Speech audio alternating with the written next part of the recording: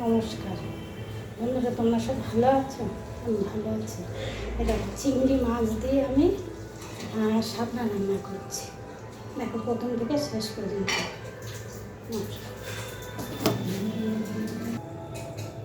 দেখো আমার কড়াইটা গরম হয়ে গেছিলো বলে তেজপাতা আর সর্ষে দিয়ে দিয়েছি, আর শুকনো লঙ্কা আছে। এবারে এই পেঁয়াজটা দিয়ে দেবো, বড় পেঁয়াজে রাখবো।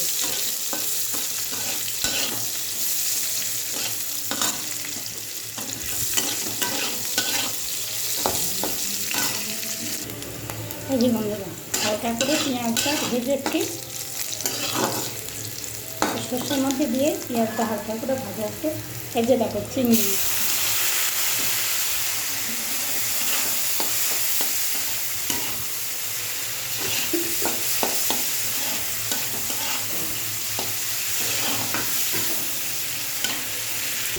শাপলা কেটে ধুয়ে তারপরে নুন দিয়ে এই যে আমি চটকে রেখে দিয়েছি।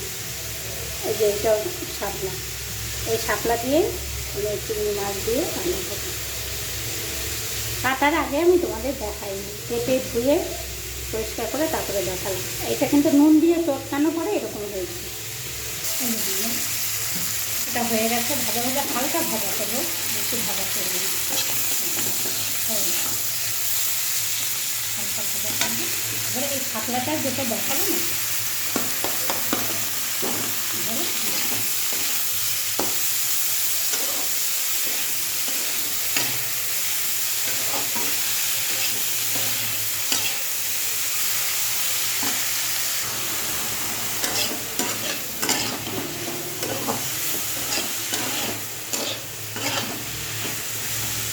এবারে এটা হলুদ দিয়ে দিলাম,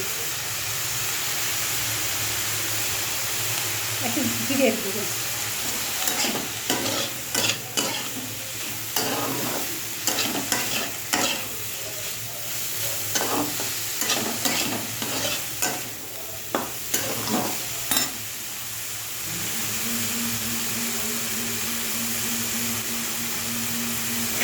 একটা নুন দিয়ে চটকানো আছে, ওই জন্য আমি অল্পই নুন দেবো।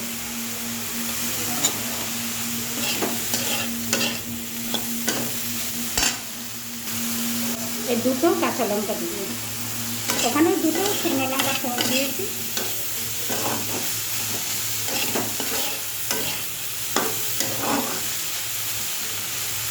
এতে আর জল পড়বে না, এরকমই থাকবে, তো ঢাকা দিয়ে দেবো।